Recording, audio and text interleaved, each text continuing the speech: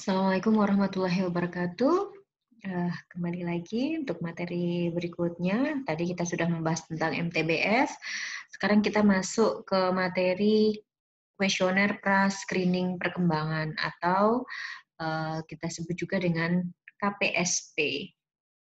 Ya, untuk kuesioner pra-screening perkembangan ini merupakan salah satu instrumen yang bisa kita gunakan untuk menilai pertumbuhan dan perkembangan pada anak. Selain kuesioner pra-screening perkembangan, kita juga bisa menggunakan Denver Development Screening Test. Cuman kali ini kita akan belajar mengenai kuesioner pra-screening perkembangan.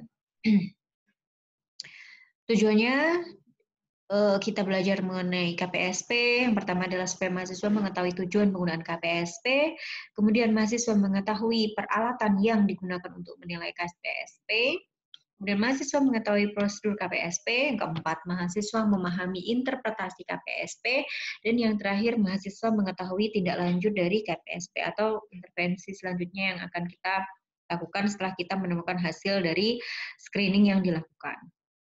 Nah, tujuan dari KPSP sendiri yang pertama adalah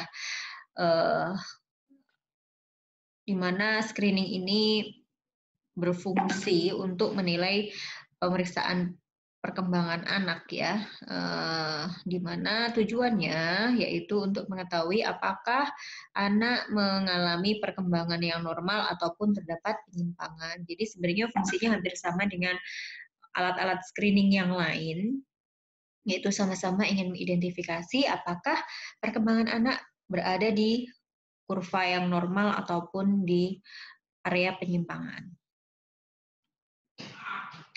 Siapa saja yang dapat melakukan screening menggunakan KPSP? Nah, untuk KPSP ini kan memang dia nanti formatnya lebih simpel daripada Denver, sehingga untuk melakukan screening ini bisa dilakukan oleh beberapa segmen ya. Yang pertama adalah dari petugas itu kesehatan sendiri ya, jadi bisa perawat, bisa dokter, ataupun siapa itu petugas kesehatan yang sudah dibekali dengan KPSP. Kemudian yang kedua, bisa juga dilakukan oleh guru TK. Namun di sini harapannya sudah diberikan pelatihan ataupun pemahaman bagaimana cara melakukan screening menggunakan KPSP. Dan juga selain guru TK, bisa dilakukan oleh petugas PAUD yang sudah terlatih.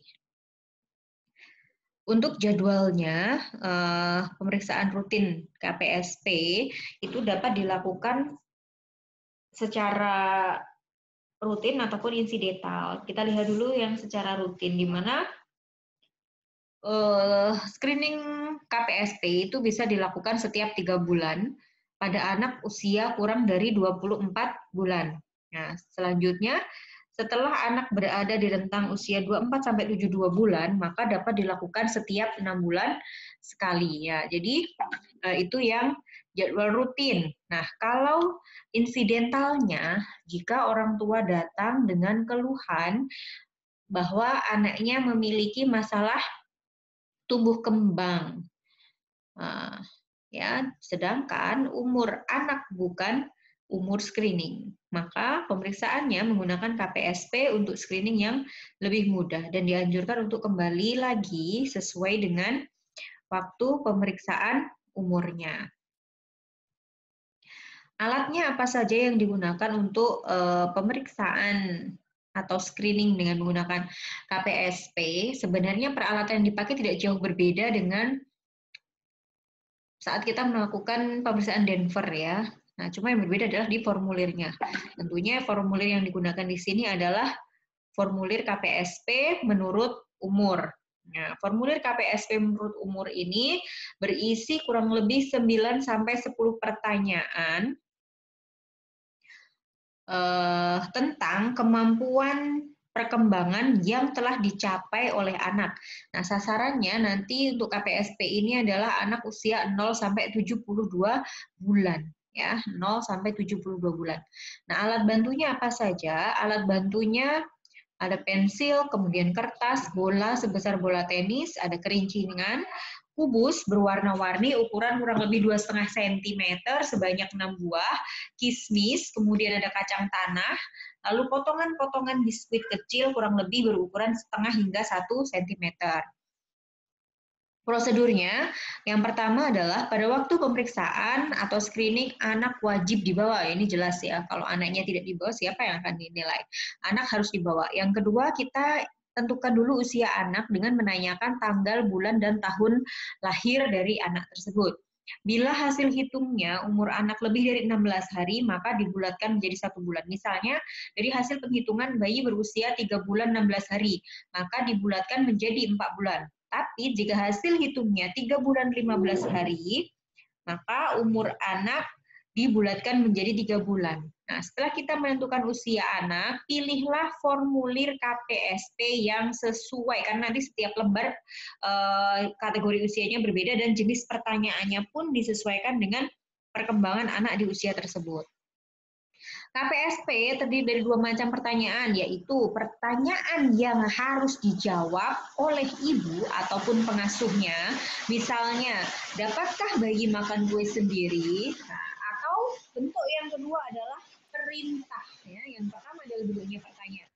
Yang kedua adalah perintah kepada ibu ataupun pengasuhnya atau petugas melaksanakan tugas yang tertulis di formulir KPSP. Misalnya, pada posisi bayi Anda terlentang, silahkan tarik bayi pada pergelangan tangannya secara perlahan-lahan ke posisi duduk. Nah, ya, jadi ada 2 jenis.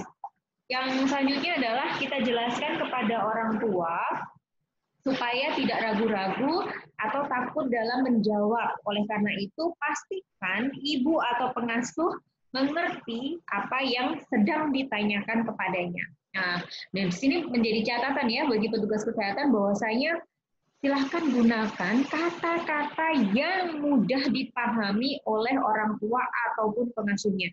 Jangan menggunakan bahasa medis yang terlalu bertele-tele sehingga membuat ibu ataupun pengasuhnya menjadi bingung dengan pertanyaan yang diberikan. Selanjutnya, langkah berikutnya adalah tanyakan pertanyaan secara berurutan, satu persatu. Nah, pertanyaan ini hanya ada 2 pilihan jawabannya, di mana orang tua harus memilih apakah ya atau tidak. Silahkan dicatat jawabannya pada formulir yang tersedia. Setelah itu, ajukan pertanyaan berikutnya. Syaratnya si ibu atau pengasuh sudah menjawab pertanyaan sebelumnya. Jadi pertanyaan berikutnya bisa diajukan setelah ibu ataupun pengasuh menjawab pertanyaan sebelumnya. Terakhir adalah teliti kembali apakah semua pertanyaan sudah dijawab. Selanjutnya kita interpretasikan. Apa saja yang langkah yang harus diambil? Yang pertama, hitunglah jumlah jawaban iya. Jawaban iya yang dimaksud adalah apabila ibu ataupun pengasuh menjawab anak bisa atau pernah atau sering atau kadang-kadang melakukannya. Sedangkan jawaban tidak apabila ibu atau pengasuhnya menjawab bahwa anak belum pernah atau tidak pernah melakukannya atau ibu dan pengasuhnya tidak tahu. Ya, maka jawabannya pilih tidak. Setelah kita hitung jumlahnya, kita klasifikasikan. Jika jawaban iya jumlahnya 9 atau 10, maka artinya perkembangan anak sesuai dengan tahap perkembangannya atau kita kasih simbol S. Jika jawaban iya jumlahnya 7 atau 8, maka kita kategorikan perkembangan anak meragukan atau M. Jika jumlah jawaban iya 6 atau kurang, kemungkinan ada penyimpangan atau P. Ya. Nah, untuk jawaban tidak, perlu dirinci jumlahnya menurut jenis keterlambatannya. Apakah di gerak kasar, gerak halus, bicara dan bahasa, atau di area sosialisasi dan kemandirian. Nah, apa yang harus dilakukan setelah kita menemukan hasilnya? Ya, jadi nanti intervensi yang kita lakukan sebagai tindak lanjut berbeda-beda sesuai dengan hasil. Yang pertama, apabila perkembangan anak sesuai dengan usianya atau kita sebut S. Pertama, jelas, berikan pujian pada ibu karena sudah mengasuh anaknya dengan baik. Yang kedua, kita motivasi terus untuk si ibu dapat memberikan pola asuh yang sesuai dengan tahapan perkembangan anak. Lalu tetap anjurkan kepada ibu untuk menstimulasi perkembangan anaknya setiap saat, sesering mungkin sesuai dengan umur dan juga kesiapan anak. Lalu ikutkan anak pada kegiatan penimbangan dan pelayanan kesehatan di posyandu secara teratur sebulan sekali. Nah, selanjutnya tetap ikuti atau lakukan pemeriksaan atau screening rutin menggunakan KPSP sesuai dengan usia ya, setiap 3 bulan jika anak usia masih di bawah 24 bulan, dan setiap 6 bulan untuk anak usia 24-72 bulan ya. Selanjutnya, tindak lanjut apabila terjadi perkembangan anak meragukan. Yang pertama, beri petunjuk ibu agar melakukan stimulasi perkembangan pada anak lebih sering lagi, setiap saat dan sesering mungkin.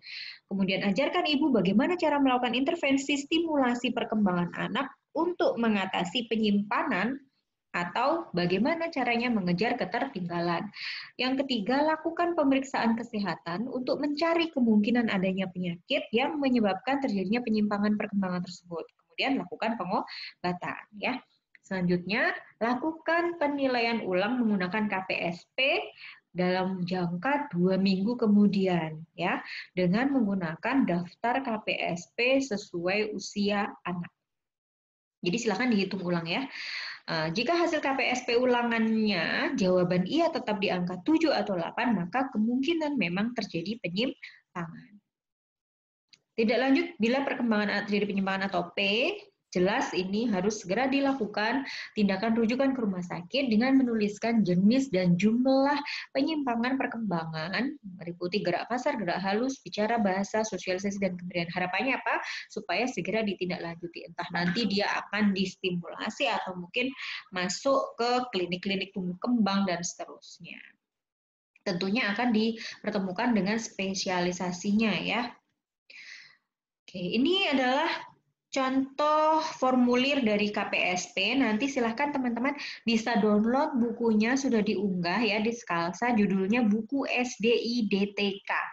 Ya, bab 1 sampai 5 kalau saya tidak salah. Silahkan, ini saya hanya ambil satu contoh saja kuesionernya, yaitu untuk yang berusia 3 bulan. Nah, ini yang tadi saya sampaikan, ada 10 pertanyaan. Di sini ada perintah bayinya ditelentangkan. Kemudian di pertanyaan berikutnya bayinya ditelungkupkan.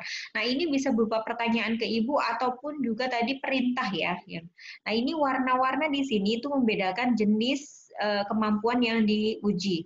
Ada gerak kasar, sosialisasi kemandirian untuk warna kuning, bahasa dan bicara bahasa warna pink, gerak halus warna biru ya. Oke, ini pembedanya. Ini sudah dituliskan di sini. Nah, ini tinggal dicentang nanti jawabannya masuk yang mana. Nah, ini contoh ya, saya kasih satu contoh, anak lahir, ini saya contohkan cuma cara ngitungnya aja, nanti silahkan selanjutnya dicoba dijawab ya. Anak lahir pada tanggal 9 Agustus, dilakukan pemeriksaan KPSP tanggal 10, nah ini cara menghitungnya, 2015 tahun periksanya, bulan Agustus tanggal 10, lahirnya tahun 2014 bulan 8, tanggal 9 ini dikurangi 1 tahun 0 bulan 1 hari. Ini karena kurang dari 16, maka kita hilangkan. Jadinya anak berusia 1 tahun atau 12 bulan. Nah, silahkan nanti Anda coba temukan jawabannya ini ya.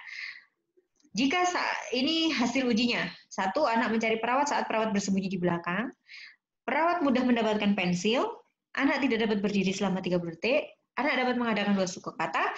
Nah, ini silahkan Anda cocokkan dengan formulir KPSP-nya. Anak mencari, mudah mendapatkan, tidak dapat, dapat. Nanti tinggal Anda masukkan apakah dia masuk ke kategori ya atau tidak.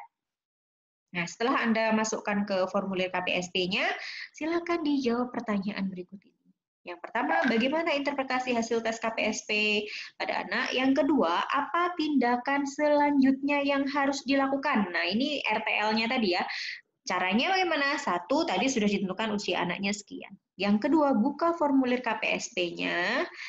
Untuk anak usia 12 bulan, masukkan hasil uji ke dalam formulir, lihat buku SDIDTK yang sudah diupload ke Skalsa, simpulkan hasilnya, dan cari langkah tindakan. Selamat mengerjakan. Jika ada kesulitan atau kebingungan, silahkan masuk ke forum diskusi. Terima kasih. Ini referensi yang bisa dipakai. Semoga teman-teman semua bisa paham. Ada pertanyaan ataupun mungkin ada beberapa hal yang harus didiskusikan, monggo masuk ke forum diskusi saja. Terima kasih. Assalamualaikum warahmatullahi wabarakatuh.